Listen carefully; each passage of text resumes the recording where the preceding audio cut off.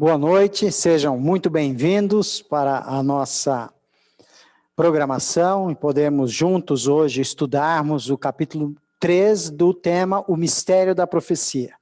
É um tema bastante importante e desejamos que seja proveitoso para você e sua família. Você que nos acompanha aqui pelo Zoom, bem-vindo, bem-vinda.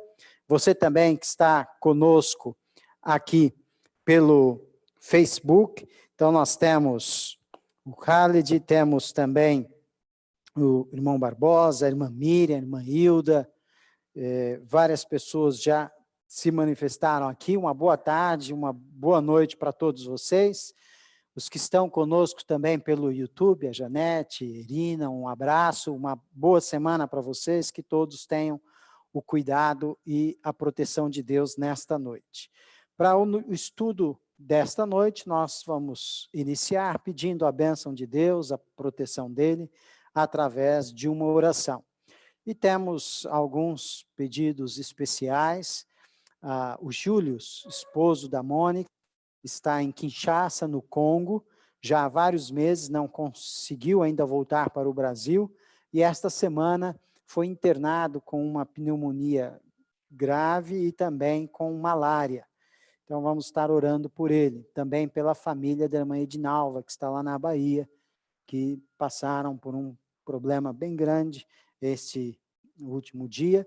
Queremos também agradecer pelo aniversário da irmã Cícera e da irmã Miriam e do Cazu, que ontem acabamos mencionando, mas que Deus abençoe a esses nossos irmãos e irmãs. Vamos orar. Nosso eterno e bondoso Deus, somos gratos pela oportunidade de estarmos estudando a Tua Palavra, estarmos buscando meios para esperança e a fé em nossa vida serem fortalecidas. Independente das crenças que cada um possui, estamos querendo nos unir em oração, de intercessão pelo nosso país e pela humanidade, buscando a Tua proteção, buscando também a Tua graça de conceder a cura para aqueles que estão doentes, conceder o livramento para aqueles que estão trabalhando nas áreas essenciais de saúde, segurança, abastecimento e tantas outras áreas, os que estão internados no hospital e, infelizmente, as famílias que estão em luto, que o Senhor ponha a Tua mão protegendo e guardando, trazendo esperança e o conforto que só o Teu Espírito pode dar. Agradecemos pela vida da irmã Cícera, da irmã Miriam, do Cazu, que completaram mais um ano de vida, também o Nick e a Mari, que mencionamos já anteriormente. Pedimos uma bênção especial sobre o Júlio, Omana e a sua família, a sua esposa que está aqui no Brasil, os filhos que estão aqui no Brasil, que o Senhor seja o médico dele nesse momento e permita o seu restabelecimento. E um conforto especial à irmã Edinalva e a toda a sua família nesse momento de pesar e de dificuldade. Também aqueles nossos familiares, amigos que estão enfermos, como o irmão, a cunhada da Alice, da mesma forma a mãe também da Antônia e tantos outros. Através deles nós representamos aqui neste momento, todos aqueles que nesse momento têm no seu coração um pedido por cura, por proteção, pelo teu cuidado, sustento. Nós queremos pedir que o Senhor cuide de cada um. Toma-nos em tuas mãos, dirija-nos agora nesse estudo, abençoa-nos nesta semana, proteja-nos com os teus anjos. São bênçãos que pedimos e agradecemos por nosso Senhor e Salvador. Amém. Então, o nosso boa noite a você que está nos acompanhando mais uma vez, a nossa gratidão por estar conosco nesta primeira semana do mês de maio, já estamos no mês 5. Nenhum de nós, com certeza, imaginaria que o ano de 2020 seria desta forma. Muitos já pensavam um ano difícil, mas não a este ponto.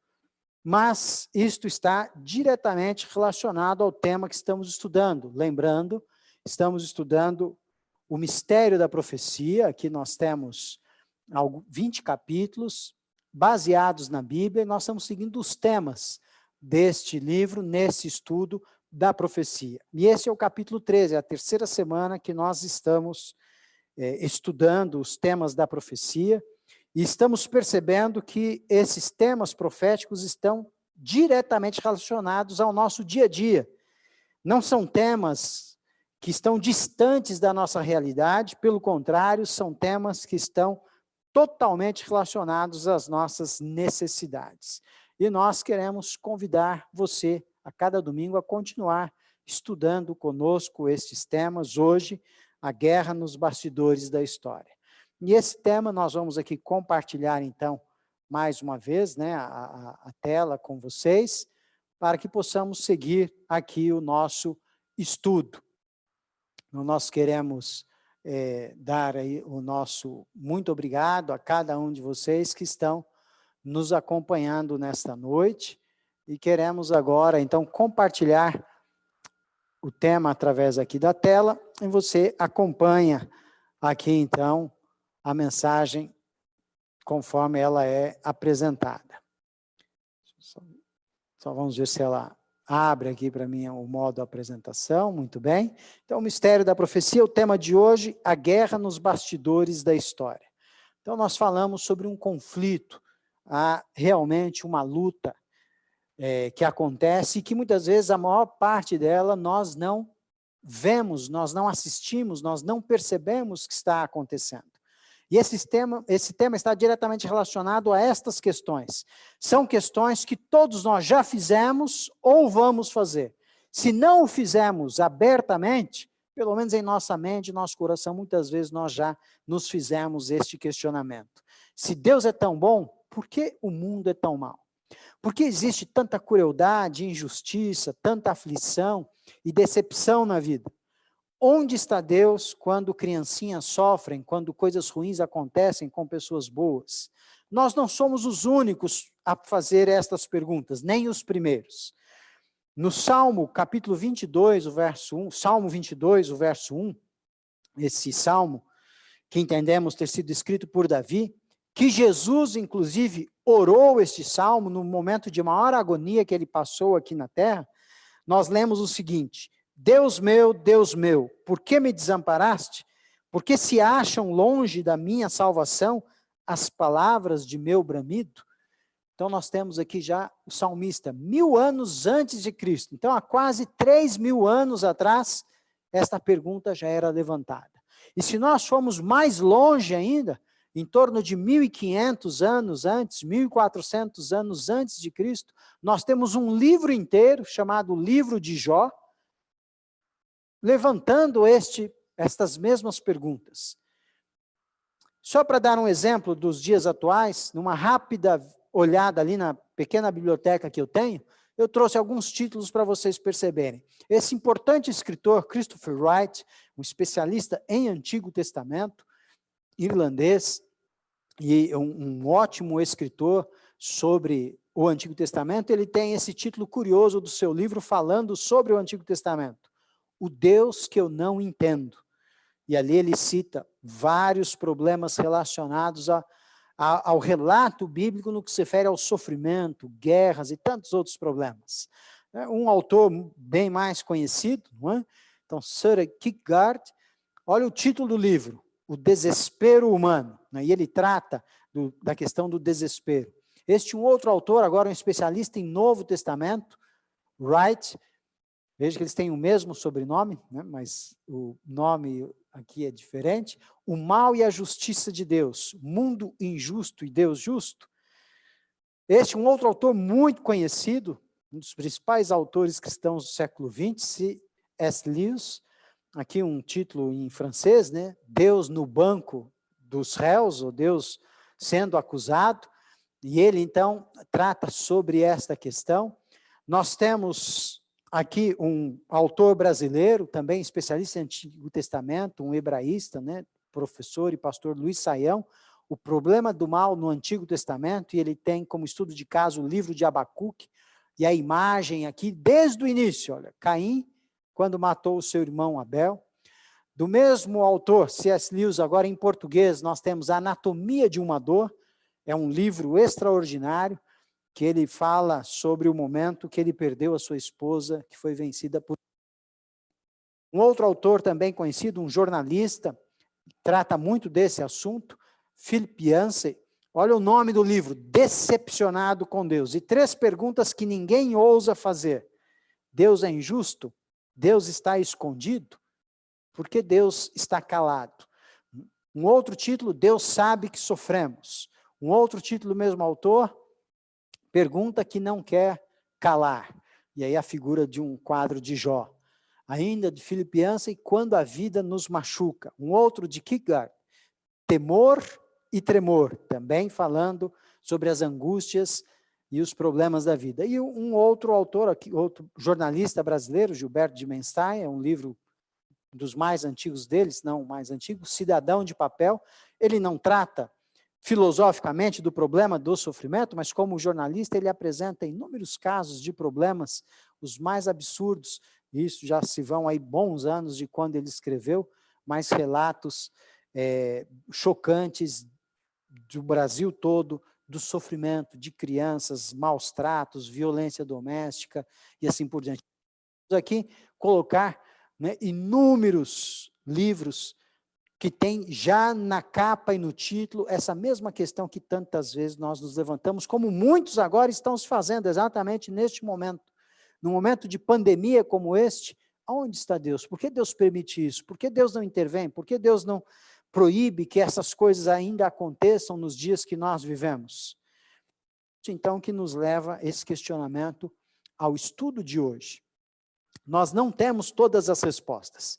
E este conceito dessa luta entre o bem e o mal, ele está presente em todas as religiões, no cristianismo, no judaísmo, no islamismo, no budismo. As interpretações são diferentes, mas que há um conceito, que há uma força do mal e uma força do bem, que são antagônicas e que lutam entre si, apesar das interpretações serem diferentes, mas isso é algo constatado por todas as crenças.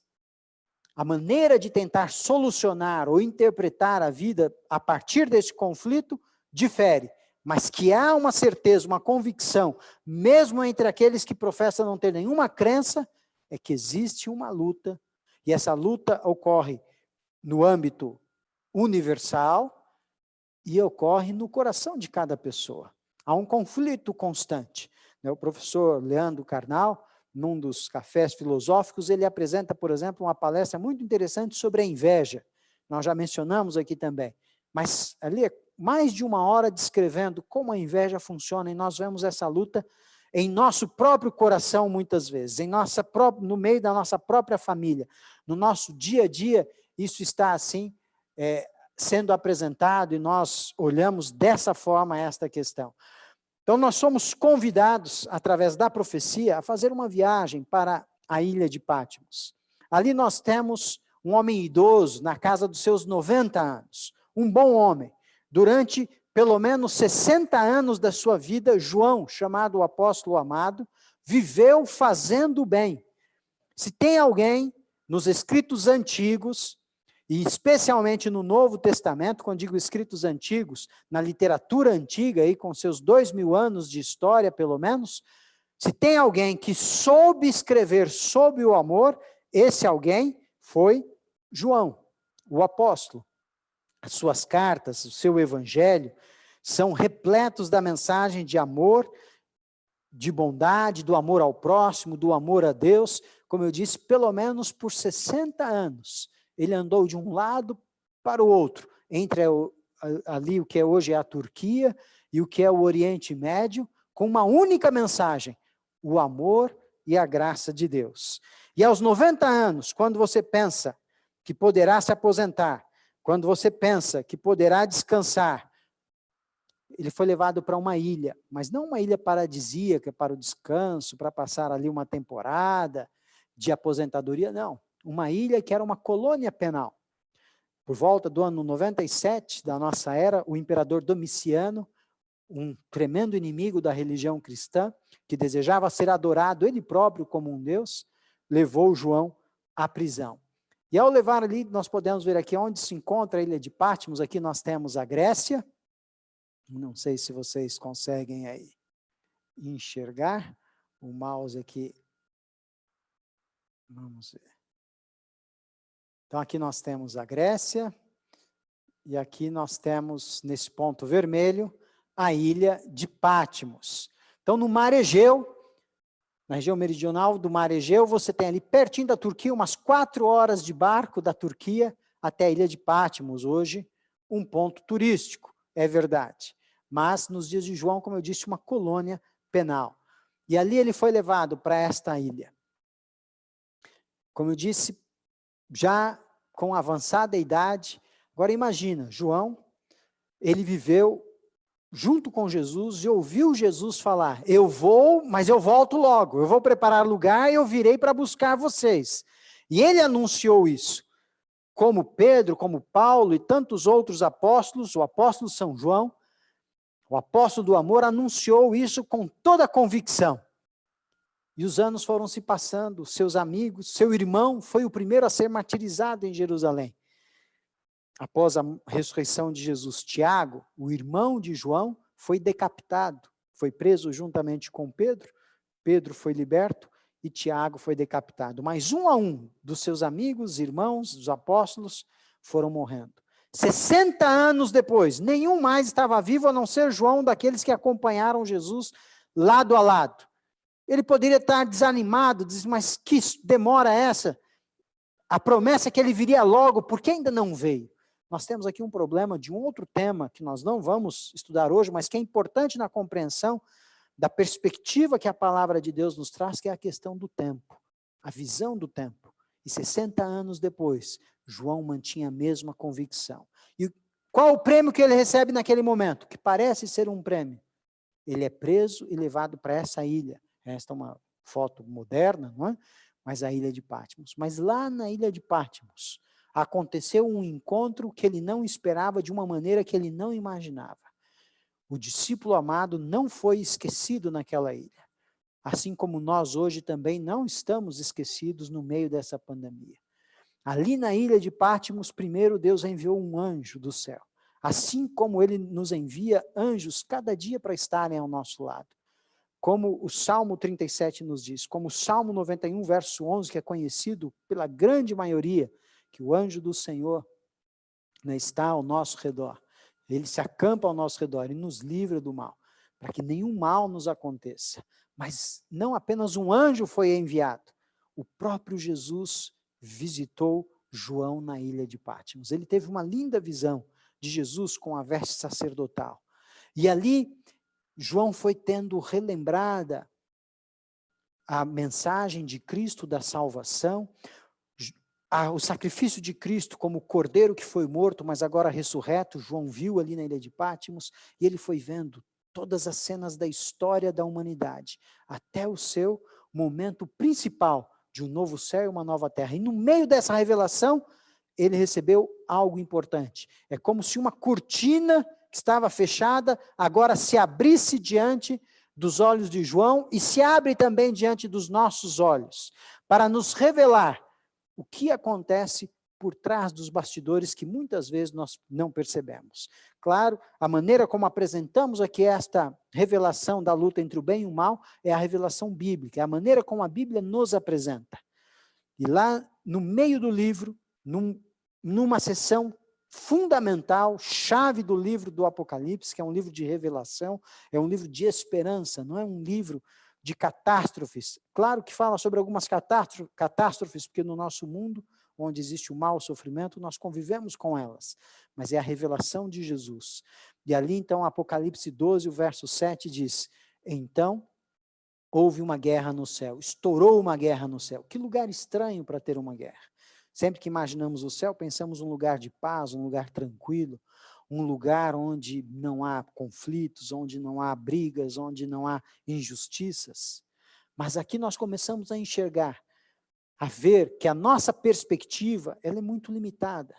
O sofrimento não bate só em nossa vida. Não somos só nós que padecemos, não é só a nossa família que perde o emprego, não é só na nossa casa que alguém fica doente.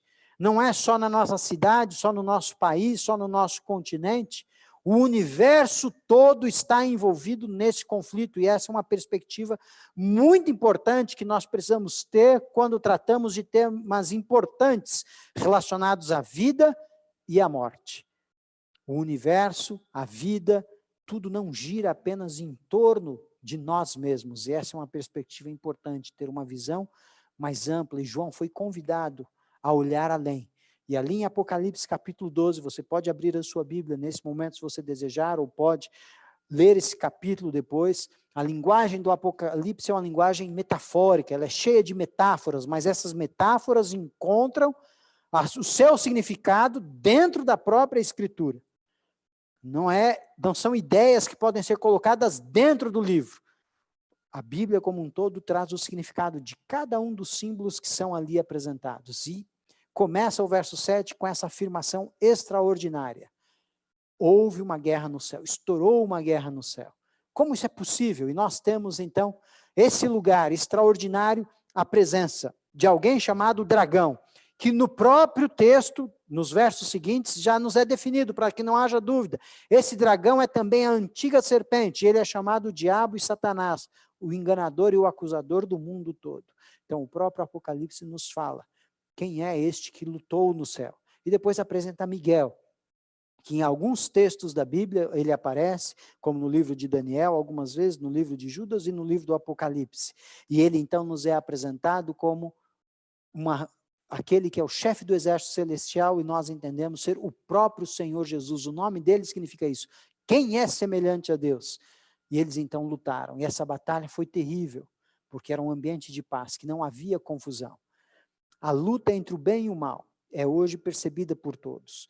E nós estamos ainda colhendo os frutos dessa luta que começou no céu, e muitos perguntam, mas o que eu tenho a ver com isso? Nós temos um elemento muito importante neste conflito, e na criação de Deus, na maneira de Deus agir, e na maneira de Deus dar vida, que se chama liberdade, que se chama livre-arbítrio. Há um médico chamado Antônio Damasio, um neurologista. Ele foi professor em várias universidades nos Estados Unidos, atualmente trabalha na Califórnia, e é diretor do centro ali de neurociência. E ele tem um livro chamado O Erro de Descartes. E ele fala sobre a questão das emoções, ele traz uma perspectiva muito importante, já há algumas décadas, sobre esse aspecto da razão e as emoções. Depois, né, outras pesquisas vão ser feitas, e nós temos lá em Harvard, então, as várias inteligências, e depois a inteligência emocional, por Goleman, e assim, então, nós temos esse estudo, que nos traz ali algo muito interessante.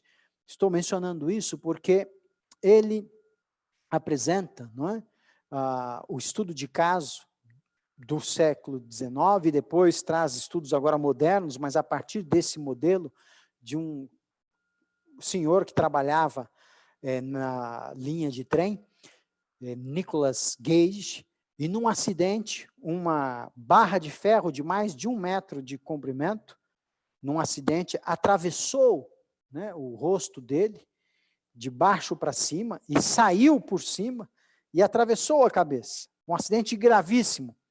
Mas, por incrível que pareça, fisicamente, ele parece não ter sofrido muitos danos. Depois foi para o hospital, tudo. Mas a família e os amigos perceberam que depois que ele teve alta, voltou às suas atividades, algo havia mudado, como se uma chave dentro da cabeça. E Nicholas Gage não era mais Nicholas Gage. O comportamento dele, as decisões que ele tomava. E a partir daí, vários estudos começaram a ser feitos sobre a mente, sobre o funcionamento do cérebro. Se detectou, então, aquilo que nós chamamos de lóbulos frontais. E ali, então, está a sede da vontade. Né? A sede, né? Não a sede. Ou seja, o trono, aonde as principais decisões, onde o aspecto volitivo do ser humano está presente. E nesse aspecto é que nós temos aí um estudo hoje mais aprofundado sobre a importância da liberdade. O que nós entendemos sobre a liberdade? Sem liberdade não há como existir o amor, porque o amor corre riscos. Sim, há tristezas, há sofrimento, porque a guerra começou no céu, continua até hoje. E a razão dela não ter sido terminada exatamente no momento que ela iniciou, por Jesus, que é o autor do bem, no livro de Atos, capítulo 10, diz que por onde Jesus andou fazendo o bem. E por outro lado, nós temos o dragão, que é Satanás, a antiga serpente, como diz aí o verso 9. Mas por que ele não terminou naquele momento? Se Miguel foi o vencedor, e Satanás, que conseguiu enganar, seduzir 1/3 dos anjos, e a maneira como ele utiliza é exatamente a inveja, é a maledicência, a mesma ferramenta que está presente entre nós hoje e que ele ainda utiliza. Colocando o caráter de Deus em dúvida. Não, Deus não é tão bom assim, Deus não é justo. E por que Deus não o exterminou naquele momento? Então, como estávamos falando, Deus criou o ser humano e criou os anjos e os seres que ele criou com o raciocínio. Ele deu também, não só o raciocínio, mas deu o poder da escolha, o livre-arbítrio.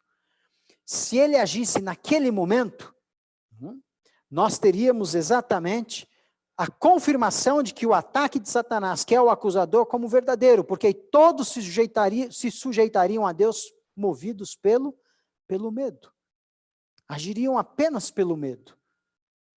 Então, em sua sabedoria, e algo que nós não conseguimos sempre ver, Deus permitiu que ele manifestasse os seus verdadeiros motivos e as suas verdadeiras razões. Mas se uma guerra é estranha no céu, muito mais estranho ainda é ter um diabo no céu. O céu é o lugar de Deus, o céu é o lugar onde os anjos habitam. De onde veio Satanás? Mais uma vez, dentro da perspectiva bíblica, nós temos então a narração desse fato. Veja, não é uma explicação do surgimento de Satanás. O mal não pode ser explicado. No primeiro livro que nós mostramos lá a foto hoje, O Deus que eu não entendo, o autor exatamente nos traz essa lembrança que concorda com a afirmação de uma outra escritora, chamada Ellen White, que diz que se o mal pudesse ser explicado, ele não seria mal, porque haveria uma razão dele ser.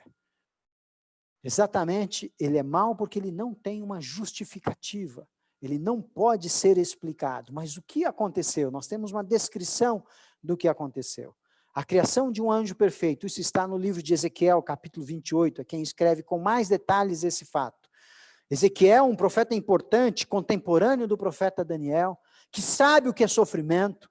Para se ter uma ideia, Daniel foi levado cativo, mas viveu no palácio. Ezequiel viveu entre o povo. E passou por momentos terríveis, Daniel. E para representar a dor da guerra, a dor do sofrimento, ele teve que passar por umas situações absurdas, que nenhum de nós gostaríamos de ser chamados de profeta, para fazer o que Ezequiel teve que fazer. Deus pediu que ele comesse as próprias fezes. E ele suplicou, por favor, não, aí já é demais. Mas por que Deus pediu isso? Para representar que a fome seria tamanha, que algumas pessoas iriam tentar saciar a fome desta maneira. E aí ele pediu, não, então pelo menos seja apenas o esterco animal, mas não as fezes humanas. Ele ficou 40 dias dormindo, não numa barraca, no chão, voltado com o rosto para um tijolo, e depois uma parte, e depois outra parte, de costas para o tijolo, para representar as pessoas que iam tentar quebrar, furar o muro da cidade para fugir. No desespero, na fome, nós vemos as pessoas fazendo loucuras. Na situação que nós estamos hoje de pandemia, algumas lutas, algumas brigas, algumas discussões aí absurdas que as pessoas fazem na rua, ou no ambiente, ou às vezes dentro da própria casa. Então o desespero vai tomando conta das pessoas. E Deus revelou a Ezequiel, assim como revelou a João, e assim como Ele está nos revelando hoje pela sua palavra, como eu disse, um abrir de uma cortina para nós olharmos o que acontece por trás, no mundo invisível que nós não vemos com os nossos olhos, mas podemos aceitar e compreender pela fé. Então ele descreve quem era aquele que nós chamamos muitas vezes na literatura de Lúcifer, ou depois então de Satanás. Diz assim, tu és o sinete da perfeição, cheio de sabedoria e formosura. Ou seja, se havia alguém bonito no universo, não só entre os homens, mas entre os anjos, se havia alguém que poderia ser o retrato perfeito, a fotografia perfeita da perfeição, era este anjo que ali estava, o sinete, a prova cabal da perfeição, da sabedoria e da beleza. Era o anjo entre todos os anjos que estava ali ao lado do trono de Deus. É assim que é descrito em todo esse capítulo. No verso 14 de Ezequiel 28 diz, tu eras um querubim. Querubim é um título dado a anjo, o anjo que está próximo do trono de Deus, aqueles que são mais próximos de Deus. Era um anjo ungido e era perfeito em todos os seus caminhos. Quando Gênesis capítulo 1 nos fala da criação de Deus neste mundo, a cada final de dia diz, e tudo que Deus criou era bom. E depois no verso 31, quando tudo está completo, diz, E Deus viu que era muito bom. Deus não cria nada imperfeito e nada mal. Nada negativo, impuro, contaminado ou injusto. Esta é a criação de Deus, e ele era perfeito em todos os seus caminhos. Mas continua a pergunta, então, como? O que aconteceu para que isso mudasse? E a descrição continua, então, no relato bíblico. No livro de Isaías, capítulo 14, diz que ele era um portador de luz, concordando, então, com Ezequiel, que a luz brilhava nele como em nenhum outro. Daí vem um nome latino, Lúcifer, ou seja, aquele que porta a luz, aquele que tem luz, aquele que resplandece. E não havia vestígio nenhum de mal, ele era perfeito em todos os seus caminhos, como tudo que Deus criou. E como parte dessa perfeição, como nós estávamos mencionando antes, estava o livre-arbítrio. E que funciona de uma maneira extraordinária, que junta a razão junto com a emoção, isso no ser humano, mas nos anjos podemos pensar em algo ainda mais elevado do que isso, para tomar as decisões, para analisar os fatos, para admirar também os fatos. Muitas vezes aquilo que o raciocínio não pode compreender perfeitamente, toca fundo na alma. Você pode ver isso numa obra artística, numa música, como estávamos ouvindo antes de começar a programação, ou junto mesmo à natureza. Durante muitos anos eu acompanhei estudantes em excursões de formatura para Foz do Iguaçu. Foram várias vezes, acho que eu fui pelo menos umas 10 vezes para lá, acompanhando estudantes. E alguns davam bastante trabalho, mas havia algo que compensava. Nós sempre visitávamos as cataratas do Iguaçu. E todas as vezes, tanto do lado brasileiro quanto do lado argentino, que nós andávamos ali pelas águas, numa das vezes eu fiz o passeio do Macuco, não é? Que é com o barco, onde você vai até o lugar chamado Garganta do Diabo, não é? Mas é pela imponência, o nome não é bonito, mas o lugar é extraordinário. Não tem como não admirar aquilo que Deus criou. E aí está a beleza do livre-arbítrio. Nós não somos robôs programados. Imagine que você está num relacionamento de casamento ou de namoro, e você então tem um chip especial, produzido agora na tecnologia do século 21, e você encontra a pessoa que você quer e você instala esse chip nesta pessoa com quem você deseja ter um relacionamento. E como ela reage ao seu relacionamento, ela só faz o que você gosta, só o que você quer. Não seria um relacionamento perfeito? Essa pessoa nunca vai não concordar com você, ela vai estar sempre em acordo com você. Vai sempre te chamar de querido ou querida, vai ter sempre palavras meigas, dóceis, mas você nunca vai saber o que ela realmente está pensando, porque ela só age baseado no chip que a programou para ser praticamente um servo ou uma serva. Seria esse o relacionamento de amor que você gostaria de ter? Ou imagina você que é pai e mãe, e tantas vezes nós perdemos a paciência porque o filho ou a filha não faz isso ou aquilo, e você tem um chip. Ao invés dessas fábricas produzirem brinquedos, ela produz chips. E a sua criança é o seu brinquedo. Ela acorda de manhã, você instala o chip, põe ali o cartãozinho, e ela já acorda sorridente, mesmo que seja 5 da manhã para ir à escola, já com o uniforme pronto, já senta à mesa, ela mesma preparou o café da manhã dela e o seu, não perde o horário, sai no horário certo, chega da escola, faz todas as tarefas sem ninguém mandar, ajuda a arrumar a casa, cedo da noite, sem pegar no celular e nem ligar a televisão, já vai para a cama. Não seria maravilhoso poder ter os filhos dessa forma? Mas você nunca teria a espontaneidade da criança sorrindo, brincando, ou quem sabe até com a roupa suja do mingau do café da manhã, ou da macarronada de domingo, a camisa que você disse não suje, na primeira colherada caiu o molho ali, mas ela vem sorridente, te dá um abraço e diz obrigado, eu te amo, obrigado por esse macarrão, por essa macarronada. Isso faz muita diferença e Deus criou os seus seres com esse livre-arbítrio. Por isso, então, ele não interrompeu essa liberdade de escolha, mesmo que essa escolha trouxesse consequências difíceis, e o amor sempre assume consequências difíceis. Permanecias no Monte Santo de Deus, continua Ezequiel falando sobre a descrição de Satanás, e ele andava no brilho das pedras, na presença de Deus.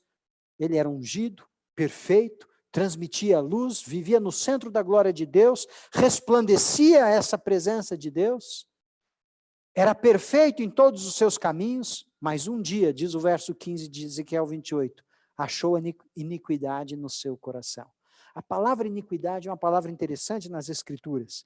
Ela poderia ser traduzida também por rebelião. A rebelião contra Deus. A rebelião contra uma autoridade.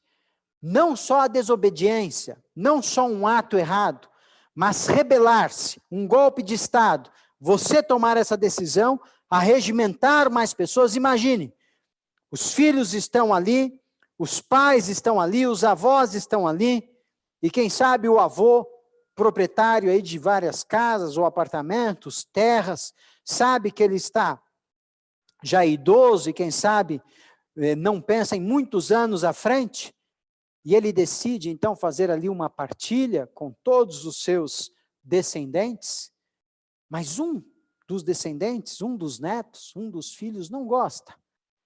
E ele começa a fomentar nos outros. E fomentar uma ideia diferente, de tirar a vida do próprio avô para ficar com os bens. E ele consegue alguns adeptos para ter uma divisão menor entre o número de pessoas e maior naquilo que pertence a eles. Como você encararia isso? É exatamente isso que a palavra iniquidade significa. É esta rebelião. E como um ser livre, ele tinha a escolha de rebelar-se. E ele então se deixou corromper e corrompeu a outros. Lá em Isaías 40 descreve o que foi essa iniquidade, essa rebelião. Diz que esse ser portador de luz, que radiava a luz, cheio de glória, ele quis assentar-se no próprio trono de Deus. Ele exerceu esse poder de escolha, assim como nós seres humanos também podemos exercer. E às vezes fazemos escolhas erradas. E uma escolha errada traz consequências terríveis. E as decisões egoístas, as decisões erradas, as decisões pensadas apenas em si mesmo, decisões motivadas pela inveja, levam a consequências terríveis. E se houver o poder da escolha, onde houver o poder da escolha, sempre será possível errar. Deus aceitou correr esse risco, por quê? Porque Ele é um Deus de amor. O único remédio de Deus para o mal chama-se amor. E baseado no seu amor, para que ninguém o seguisse motivado pelo medo, Ele assumiu todos os riscos.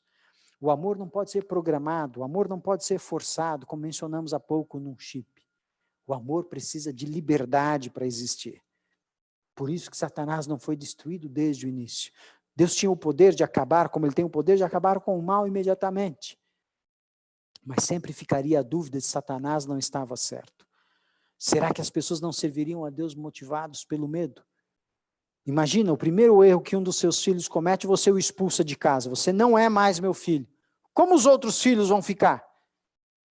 Como eles vão te encarar daí para frente? Quanto você acha de amor verdadeiro que poderá existir cada vez que um erro é cometido, um dedo é cortado, uma mão é cortada dentro da própria casa? E com a lição, agora ele não vai mais fazer esse erro. É verdade, não vai mais fazer este erro. Mas quanto de amor ele ainda terá por você? Então Deus assumiu essa dolorosa consequência. Nós sofremos também essas consequências. Então Satanás foi expulso do céu e passou a ser o sedutor e o enganador. E num dia ele veio a este planeta. E ali estavam Adão e Eva, que haviam acabado criados por Deus, um paraíso chamado Éden. Nós temos saudade de um lugar que nós não conhecemos, mas você tem essa saudade no seu coração. Você sonha, como diz aquela bela música do Inário 570, Além do Rio. Nós sonhamos com uma terra linda e encantada. Nós temos inúmeros contos de fada na literatura. Isso não é apenas baseado na imaginação humana, mas é uma forma da imaginação humana pensar em um mundo encantado, num lugar que é perfeito. Isso não é apenas uma imaginação de criança. Os melhores contos são escritos pelos melhores artistas, pelos melhores escritores. No fundo da alma do ser humano, há uma saudade de um lugar que nós nunca estivemos, mas que os nossos pais viveram. E isso tem nos acompanhado. Não posso dizer se é DNA, se é no raciocínio. Onde está isso? Que parte do ser humano tem esta lembrança, mas todos nós temos uma lembrança e uma saudade de um lugar que nós ainda não conhecemos, chamado paraíso. E lá naquele paraíso, por isso Satanás é chamado a antiga serpente, porque ali ele tomou a forma de uma serpente. Ali ele assumiu a sua natureza de engano, de engodo, de maledicente, de trazer dúvida, de trazer discórdia. E ele começou a agir neste mundo desta maneira também. E por que isso aconteceu? Porque nós também somos seres livres, mas infelizmente, como seres humanos, nós escolhemos o lado errado, o lado da rebelião. E a palavra de Deus nos diz que todos pecaram, todos nós carecemos da glória de Deus, e nós não precisamos pesquisar muito para ver isso. Na nossa própria natureza há momentos que nós lutamos e que nós temos vergonha de alguns pensamentos que vêm à nossa mente. Em algumas atitudes que nós já vimos aí na sociedade, com máscara ou sem máscara, por falar A ou falar B, quem de nós já não desejou que aquela pessoa que está agindo contrário a nós pegasse o coronavírus para ele aprender a lição? Nós já pensamos isso ou não sobre alguém que está aí, que nós encontramos nesses últimos dias? Já não imaginamos isso? Isso faz parte, infelizmente, hoje da natureza humana caída. Romanos 5,12 diz que por um só homem entrou o pecado, esse é Adão, e pelo pecado a morte. Todos morrem, porque todos pecaram. Essa é a condição que nós estamos enfrentando. E não há como negar esta prova, porque como diz aquele velho provérbio, ninguém fica para semente. Todos nós morremos. As causas podem ser diferentes, mas todos nós morremos. Dentro do mundo da filosofia, os mais pessimistas dizem que o nascer nada mais é do que o começo da corrida para a morte. Então nós temos esta realidade que bate, e quando ela está próxima, como numa situação de pandemia, nós temos essa condição. Mas quem é o responsável por isso? Uma das principais ações de Satanás é tentar culpar. Muitas vezes nós somos convencidos de que Deus é o causador do mal. Mas Jesus, no Evangelho de Mateus, ele tem essa resposta. Mateus capítulo 13, no capítulo que ele fala sobre as parábolas, chamada Parábolas do Reino, diz: o reino dos céus é semelhante a um homem que semeou boa semente. Quando a erva cresceu e produziu fruto, apareceu também o joio. De onde vem, pois, o joio? E Jesus continua, que um inimigo veio e fez isso, Mateus 13, verso 28. E a descrição que Jesus faz é sobre o reino dos céus, sobre o próprio Deus Criador, e Satanás vindo trazer a inimizade, o pecado, e como consequência do pecado, a morte.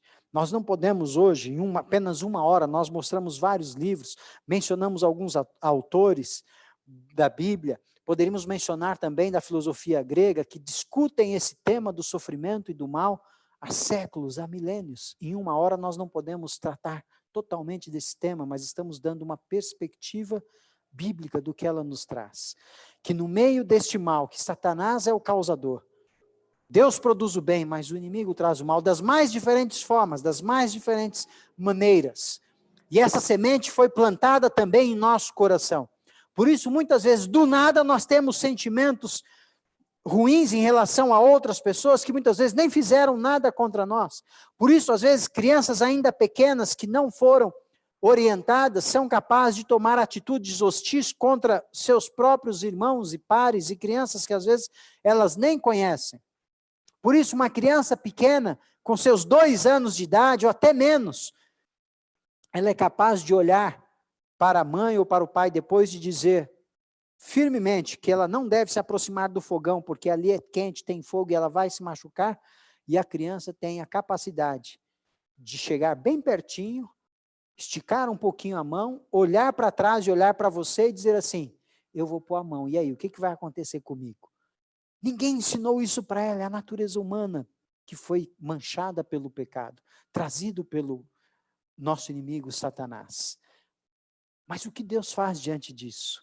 E aqui então nós temos algo muito importante que a palavra de Deus nos traz. Deus envia alívio e livramento. E como ele faz isso? Como Deus opera isso? Como Deus traz esta ação sobre nós?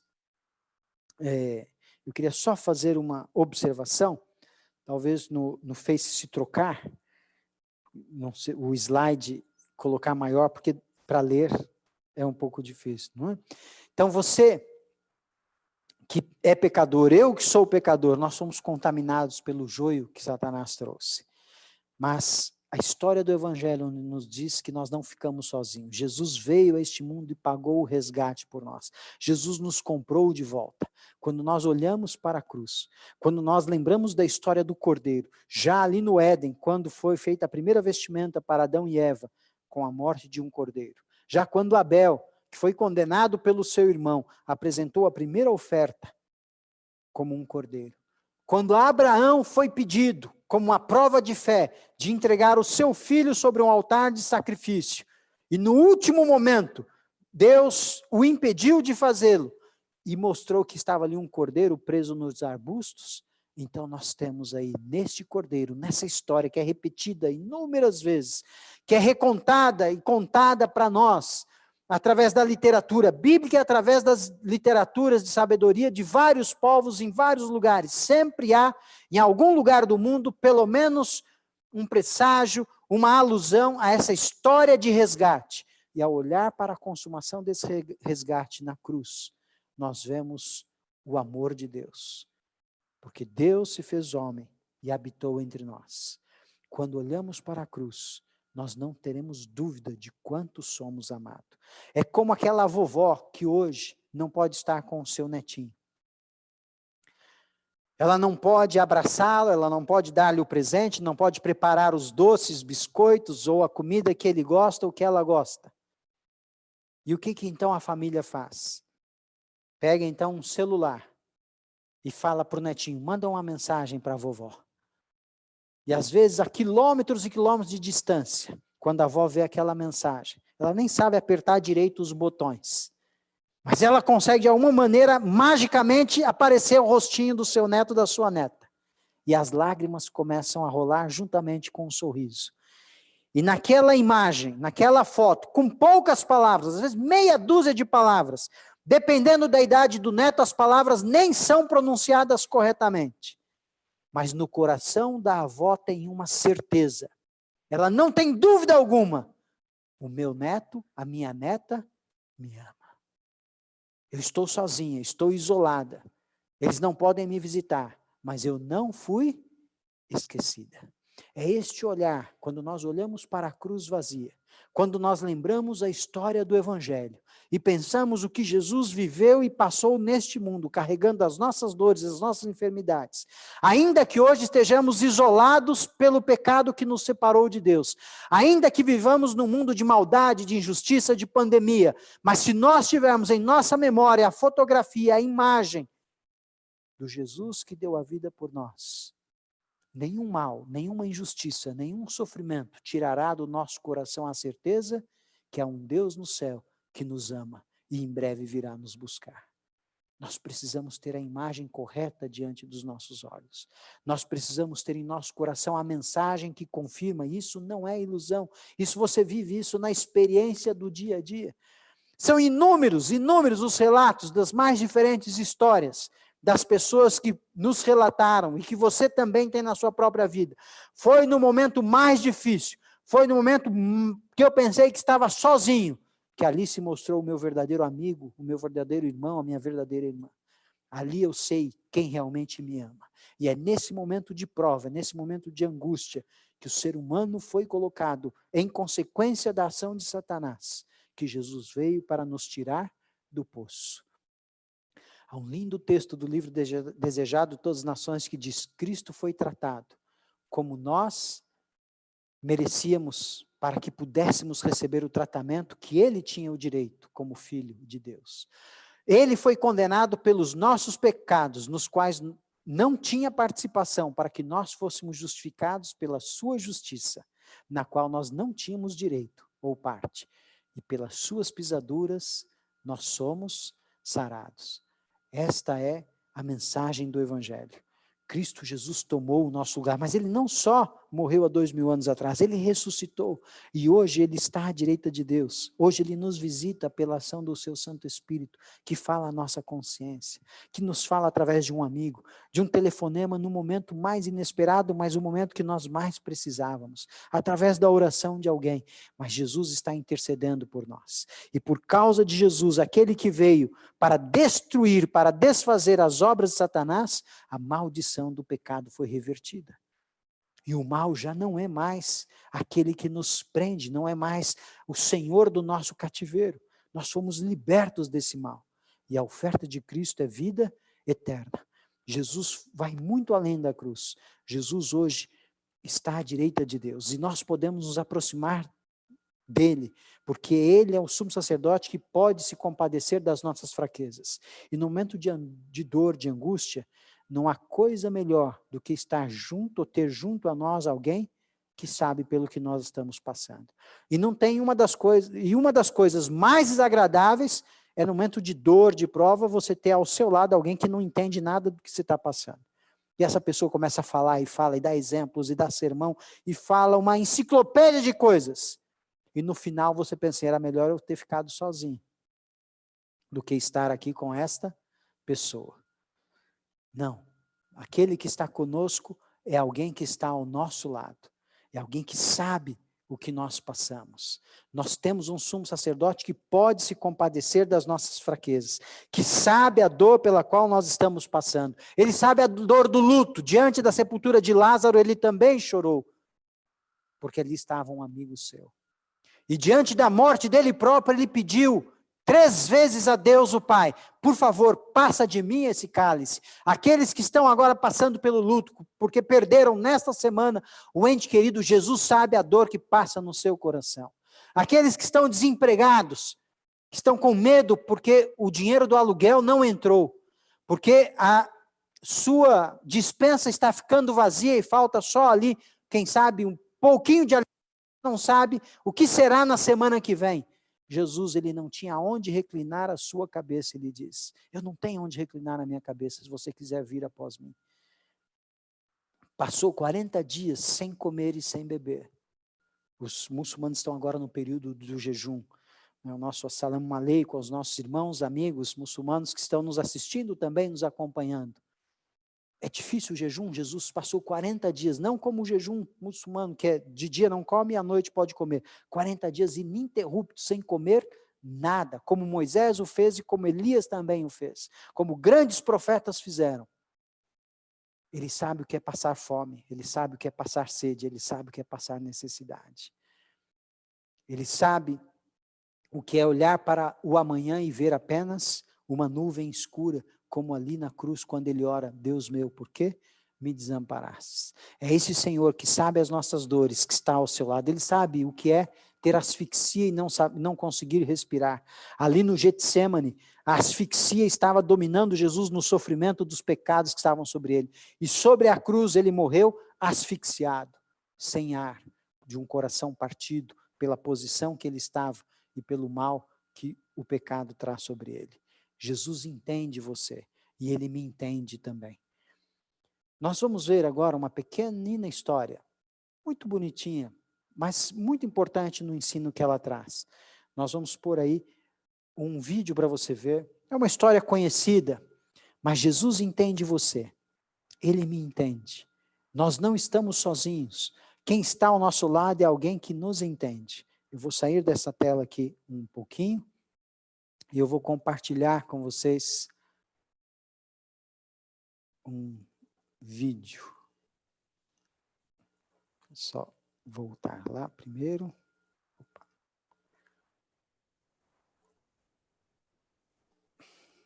Para eu abaixar aqui. Nós vamos colocar aqui para você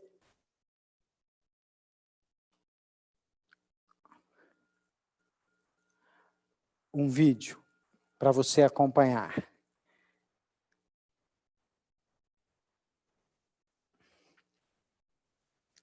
É uma bonita história.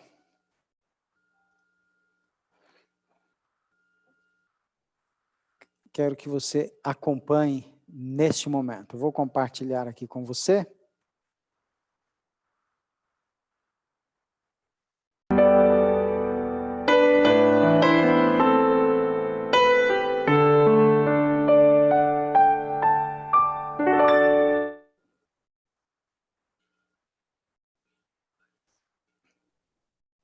O pessoal do YouTube e do Zoom saiu aqui um pouquinho. Só um minutinho. Pronto, agora sim. Pergunta o preço dos filhotes à venda. Entre 30 e 50 reais, respondeu o dono. O menino puxou uns trocados do bolso e disse: mas eu só tenho 3 reais. Mas eu poderia ver os filhotes? O dono da loja sorriu e chamou a mãe dos cachorrinhos, que veio correndo, seguida de 5 bolinhas de pelo. Um dos cachorrinhos vinha mais atrás, com dificuldade, mancando de forma visível. O menino apontou aquele cachorrinho e perguntou: o que é que há com ele? O dono da loja explicou que o veterinário tinha examinado e descoberto que ele tinha um problema na junta do quadril. Ele mancaria e andaria devagar para sempre. O menino se animou e disse com enorme alegria no olhar: esse é o cachorrinho que eu quero comprar. O dono da loja respondeu: não, você não vai querer comprar esse? Se quiser realmente ficar com ele, eu lhe dou de presente. O menino emudeceu e, com os olhos marejados de lágrimas, olhou firme para o dono da loja e falou: eu não quero que você o dê para mim. Aquele cachorrinho vale tanto quanto qualquer um dos outros e eu vou pagar tudo. Na verdade, eu só tenho 3 reais agora, mas eu lhe dou 50 centavos por mês até completar o preço total. Surpreso, o dono da loja contestou: você não pode querer realmente comprar este cachorrinho. Ele nunca vai poder correr, pular e brincar com você como os outros cachorrinhos. O menino ficou muito sério. Abaixou e levantou lentamente a perna esquerda da calça, deixando à mostra a prótese que usava para andar.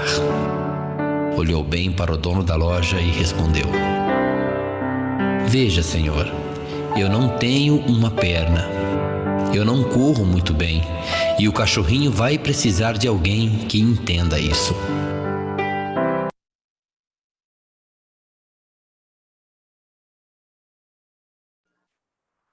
Ele vai precisar de alguém que o entenda. Nós também precisamos de alguém que nos entenda. E esse alguém que entende você e que me entende, Jesus. Ele entende a dor da separação, ele entende a dor do luto, ele entende a dor da fome, ele entende a ansiedade. Nós temos aqui, não é, a nossa irmã Maria, que está pedindo que nós oremos, porque ela está muito ansiosa nesse período. E quantos não estão ansiosos nesse período? Ele entende a nossa ansiedade, ele entende as nossas dores, ele levou sobre si cada uma das nossas enfermidades e das nossas dores. Ele tomou sobre ele. Nós não estamos sozinhos. E esse é o principal aspecto para nós entendermos o plano e a vontade de Deus para o momento que nós estamos vivendo. Eu vou compartilhar de novo a tela do PowerPoint para nós terminarmos esse estudo. Agora, além dessa certeza que Jesus te entende, que Jesus me entende, que ele foi tentado em tudo a nossa semelhança, mas sem pecado, mas do lado. Nós podemos então nos achegar a ele com toda a confiança, junto ao trono da graça, a sua misericórdia, a sua graça, a fim de recebermos socorro na ocasião oportuna. E a ocasião oportuna de receber o socorro de Deus é hoje. O Senhor prometeu que estaria conosco todos os dias. Isso não significa que ele tivesse prometido que nós não teríamos decepções ou sofrimentos. Ele não prometeu que nós não seríamos tocados pelas enfermidades e mesmo pela morte. Ele não disse que o nosso coração jamais ficaria ferido ou aflito ou ansioso, como a irmã Maria Ribeiro está mencionando, que ela também está aflita. Jesus sabe o que você está passando. Jesus ficou ansioso, angustiado na noite de quinta-feira e gemeu alto caminho para o Getsemane, quando a morte se aproximava, assim como nós vemos hoje essa pandemia, o medo da morte, nós sentimos o cheiro da morte, sentimos o cheiro do desemprego chegando, das contas que vão vir e nós não teremos como pagar, tudo isso nos torna ansiosos, e o Senhor não disse que nos livraria destas coisas, mas disse: eu estarei com você e eu entendo a sua dor e o seu sofrimento. Ele prometeu estar sempre presente e nos envolver em seus braços e nos conduzir ao longo do caminho. E o último aspecto dessa perspectiva relacionada à luta entre o bem e o mal é uma que difere, assim como essa graça. O próprio C.S. Lewis, que nós lemos há pouco, mencionamos há pouco, a grande diferença da mensagem bíblica do Evangelho é: o nosso Deus é um Deus de graça e não um Deus de vingança. O Deus do Evangelho, o Deus revelado em Jesus Cristo, é um Deus que se humilha. Nenhum Deus da história gosta de ser humilhado, mas Cristo Jesus se humilhou. Então a graça é o fator diferencial. E o outro elemento é o elemento do tempo. O mal não existirá para sempre. A luta entre o bem e o mal não é uma luta eterna. Eu sei que há várias filosofias que apresentam este conceito, mas dentro da Bíblia, o mal começou um dia e o mal tem um dia para terminar. E o mal já não existirá mais. Um dia o sofrimento vai acabar por completo.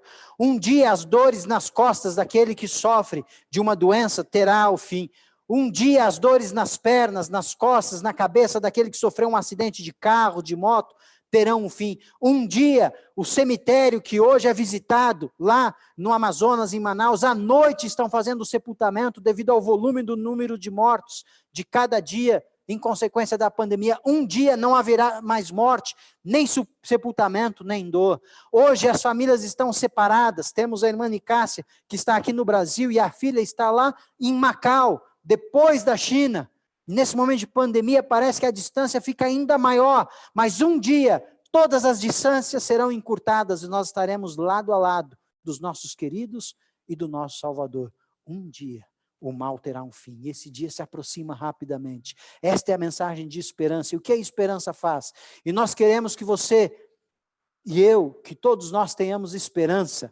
Eu tenho aqui essa imagem, ele mais rapaz, ele mais adulto, ele morreu em 1993. Dorsey. Este senhor é chamado o pai da música gospel. Nasceu em 1899. O pai era um pregador batista, a mãe era organista na igreja, e ele se enveredou pelo caminho do jazz. Um excelente músico, estudou formalmente em Chicago, onde ele foi morar.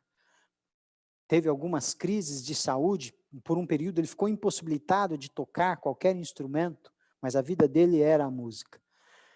E no ano de 1932, a esposa estava grávida, era o mês de agosto, e ele tinha um concerto musical em uma outra cidade. E ele avisou a esposa: eu preciso ir para este concerto, mas ele não sabia que o seu filho ia nascer naquela madrugada. E lá no concerto musical, quando terminou a sua apresentação, veio um telefonema e a informação que ele era pai de um menino.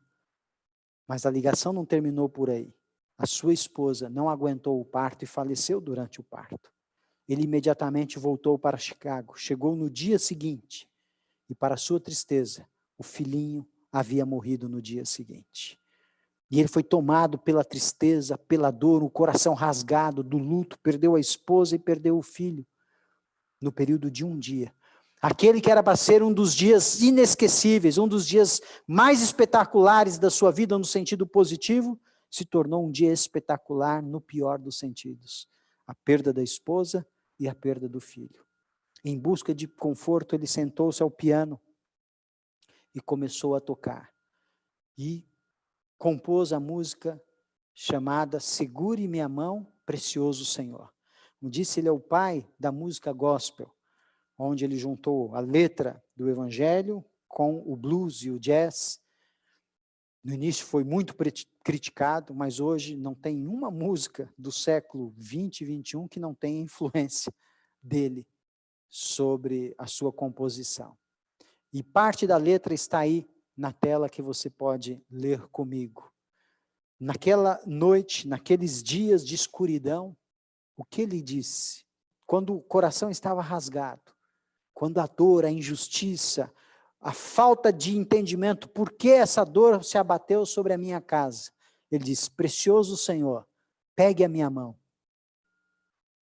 Conduza-me, deixe-me em pé.